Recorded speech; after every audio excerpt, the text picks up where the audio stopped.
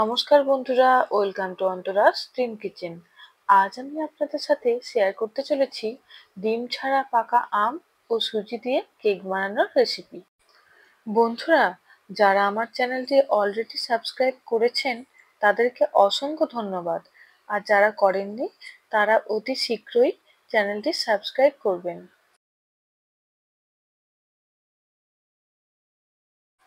প্রথমেই মিক্সিং জারে 1 কাপ সুজি, হাফ কাপ চিনি ও 3টি এলাচের টুকরো দিয়ে মিক্সিতে পাউডার বানিয়ে নেব।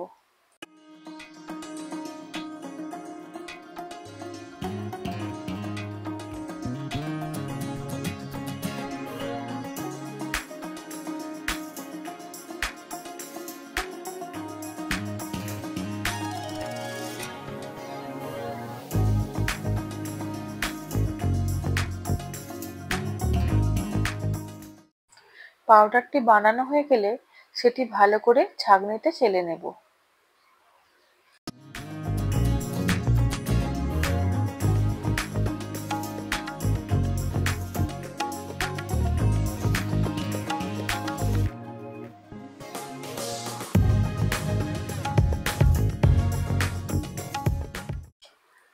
এরপর একটি আম ভালো করে ধুয়ে নিয়ে পিলারের সাহায্যে ছালটি ছাড়িয়ে নিয়ে টুকরো টুকরো করে কেটে নেব।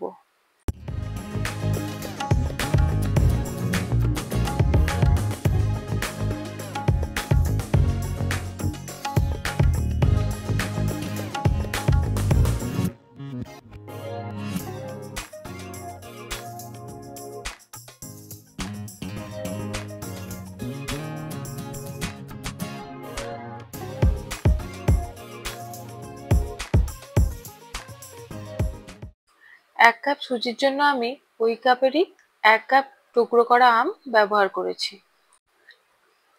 এবার আমটি মিক্সিতে ঢেলে নেব এবং হাফ কাপ সর সমেত দুধ দিয়ে পেস্ট বানিয়ে নেব। আমি এখানে যেহেতু ডিম এবং দই কোনোটাই ইউজ করছি না, তাই সর সমেত দুধ দিলে কেকটি ভালো হবে।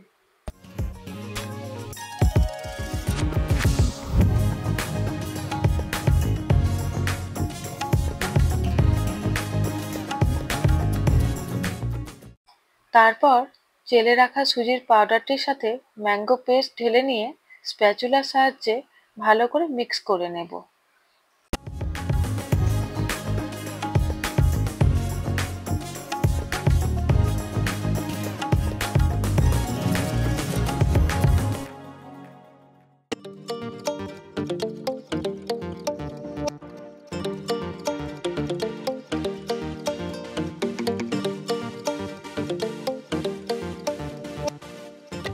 মিক্স হয়ে গেলে আমরা ঢাকনা লাগিয়ে কিছুক্ষণ রেখে দেব 10 মিনিটের জন্য।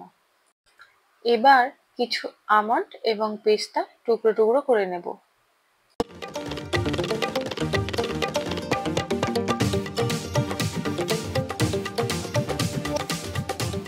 আমরা এখানে কিছু টুটি ফুটিতে ময়দা মাখিয়ে নেব, যার কারণ হলো কেকটি বেক হওয়ার সময় এগুলি যেন তলায় চলে না যায়।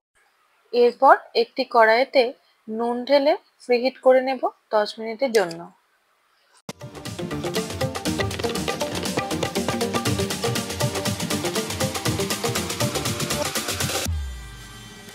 যে সুজি ও আমের মিশ্রণটি ঢাকনা দিয়ে রেখেছিলাম তাতে অল্প পরিমাণ দুধ অ্যাড করলাম, কারণ মিশ্রণটি টাইট হয়ে গিয়েছিল।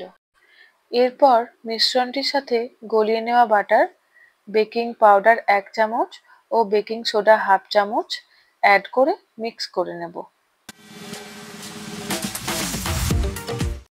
এখানে আমি বেকিং পাউডার ও বেকিং সোডা অ্যাড করাটি দেখাতে মিস করে গেছি, কিন্তু আমি অবশ্যই এটি ইউজ করেছি। আপনারা অবশ্যই অ্যাড করে নেবেন। এরপর কেক মলে বাটার পেপার দিয়ে মিশ্রণটি ঢেলে নেব।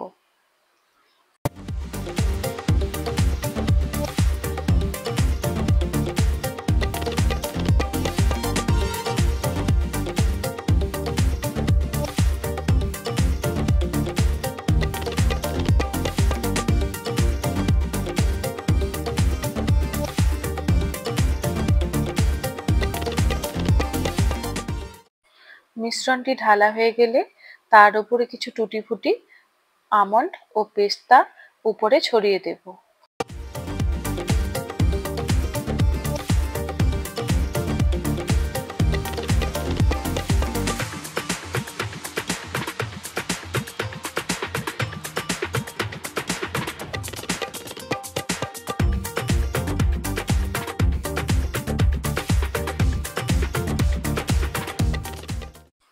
এরপর ওই প্রিহিট করা কড়াইয়ে স্ট্যান্ড দিয়ে কেক মল্ডটি বসিয়ে বেক করে নেব।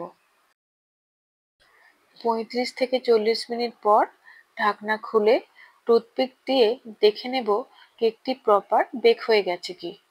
আপনারা নিশ্চয়ই দেখতে পাচ্ছেন টুথপিকের মধ্যে কেকের কোনো অংশ লাগছে না, তার মানে কেকটি প্রপার বেক হয়ে গেছে।